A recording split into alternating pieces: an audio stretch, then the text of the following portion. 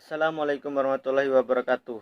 Segala puja bagi Allah Subhanahu wa taala yang telah memberikan karunia dan rahmatnya hingga sampai saat ini yang kita rasakan. Dan tak lupa pula kita junjungkan atas kehadiran Nabi Muhammad SAW. Hari ini saya akan menjelaskan materi tentang memahami dan menjelaskan Al-Quran, As-Sunnah, dan Ijtihad. Pengertian Al-Quran. Al-Quran adalah wahyu Allah yang diturunkan kepada Nabi Muhammad SAW, baik isi maupun redaksi melalui perantara malaikat Jibril alaihi salam. Fungsi dan peran Al-Quran. Di dalam fungsi dan peranan Al-Quran adalah sebagai wahyu Allah, mukjizat bagi Nabi Muhammad SAW, pedoman hidup dan sebagai korektor penyempurna kitab-kitab terdahulu. Sebagai wahyu Allah, sebagaimana firman Allah adalah, dan tiadalah yang diucapkan itu Al-Quran menurut kemauan hawa nafsunya. Ucapan itu tiada lain hanyalah wahyu yang diwahyukan kepadanya. Quran surat 53 An-Najm ayat 3-4. Sebagai mukjizat. Al-Quran sebagai mukjizat, sebagai bukti kebenaran Nabi Muhammad selaku utusan Allah yang membawa risalah bagi manusia. Dalam sisi lain, Al-Quran menjadi dalil argumentasi yang mampu melemahkan semua dalil yang dibuat manusia.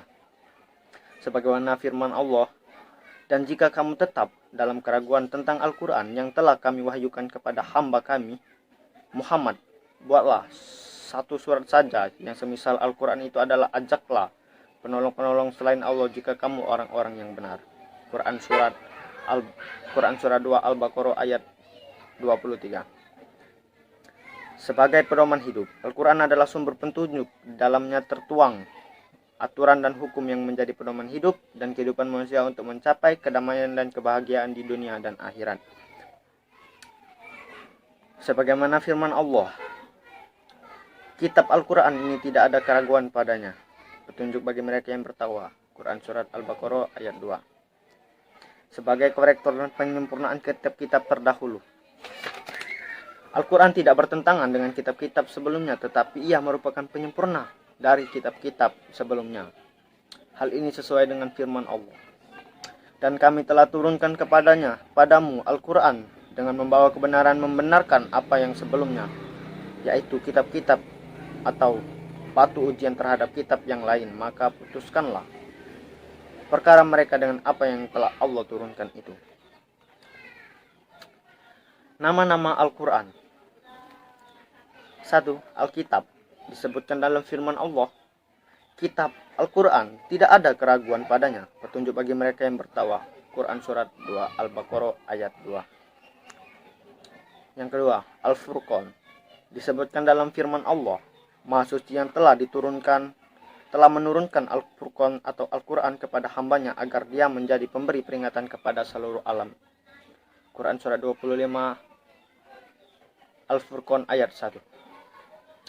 Yang ketiga, Az-Zikr.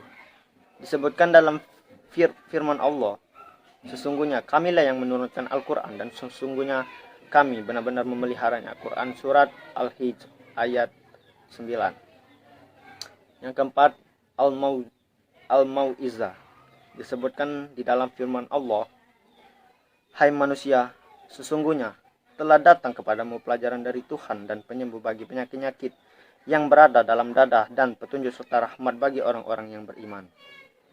Quran surat 10 Yunus ayat 57.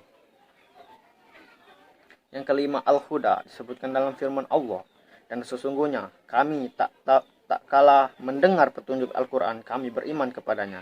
Barang siapa beriman kepada Tuhannya, maka ia tidak takut akan pengurangan pahala dan tidak takut pula akan penambah dosa dan kesalahannya. Quran surat 72 Al-Jin ayat 13. Dan yang keenam, As-Sifah. Disebutkan dalam firman Allah, dan kami turunkan dari Al-Quran suatu yang menjadi penawar dan rahmat bagi orang-orang beriman, dan Al-Quran tidaklah menambah kepada orang-orang yang zalim selain kerugian. Quran surat 17 Al-Isra ayat 82. Cara turunnya Al-Quran. Periode Makkiyah ialah ayat-ayat yang diturunkan sebelum Nabi hijrah ke Madinah. Periode Madaniyah ialah ayat-ayat diturunkan setelah Nabi hijrah ke Madinah. Ayat-ayat Al-Quran itu dalam dua periode itu diturunkan secara beransur-ansur atau bertahap kepada Nabi Muhammad SAW selama 23 tahun sejak beliau diangkat menjadi Rasulullah SAW, sebagaimana firman Allah Subhanahu wa taala yang artinya, dalam Al-Quran itu telah kami turunkan dengan berangsur-angsur agar kamu membacakannya perlahan-perlahan kepada manusia, dan kami menurunkannya bagian demi bagian. Quran surat 17 Al-Isra ayat 106. Sejarah pengumpulan Al-Quran. Yang pertama, pada masa Rasulullah SAW.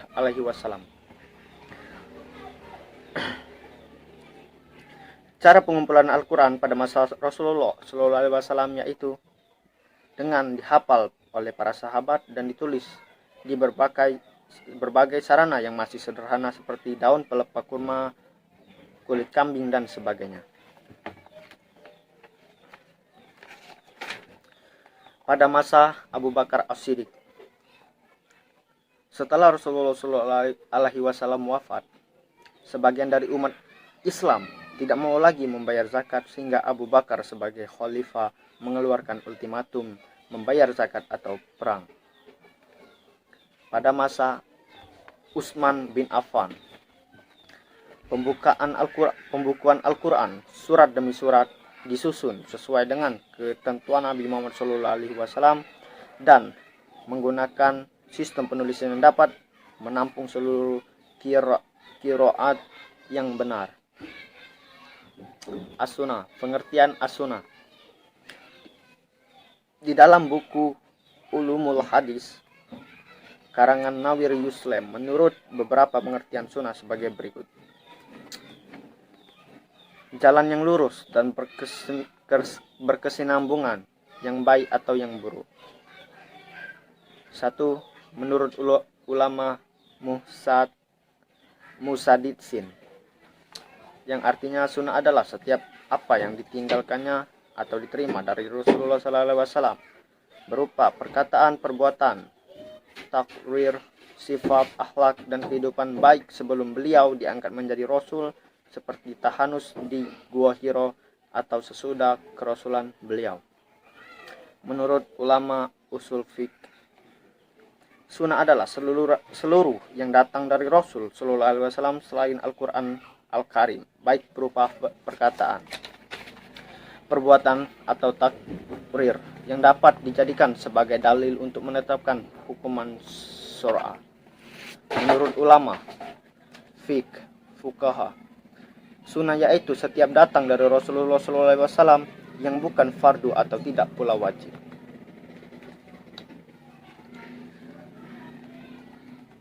Macam-macam as-sunnah.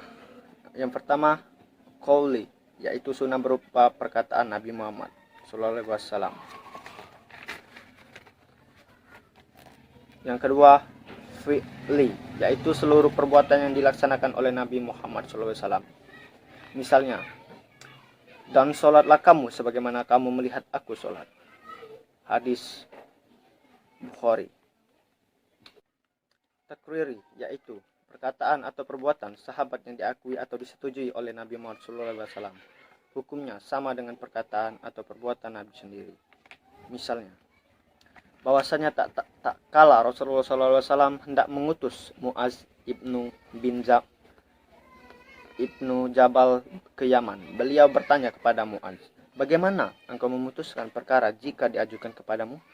Maka Muaz menjawab, aku akan memutuskan berdasarkan kitab Allah. Rasul bertanya lagi, apabila engkau tidak menemukan jawabannya di dalam kitab Allah? Muaz berkata, aku akan memutuskannya dengan sunnah. Rasul selanjutnya bertanya, bagaimana kalau engkau tidak menemukannya di dalam as-sunnah dan tidak di dalam kitab Allah? Muaz menjawab, aku akan berijtihad dengan menggunakan akalku. Rasulullah menepuk dada Muaz seraya berkata, alhamdulillah atas taufik yang telah dianugerahkan Allah kepada utusan Rasulnya.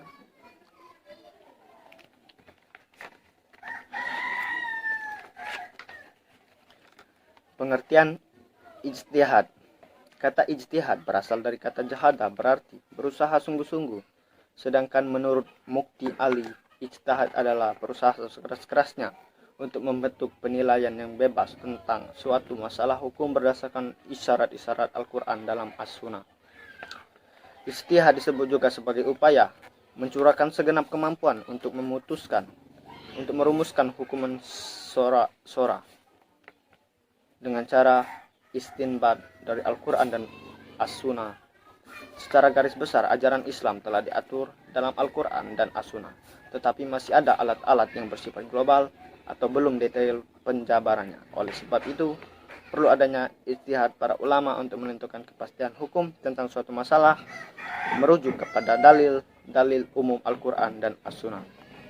Dengan kata lain, dasar ijtihad itu tidak boleh bertentangan dengan kedua sumber itu. Adapun metode ijtihad yang sering digunakan mujtahidin adalah ijma, qiyas, istihasan, dan masalikul mursalah. Saya rasa cukup sekian untuk penjelasan singkat dari saya. Saya akhiri. Assalamualaikum warahmatullahi wabarakatuh.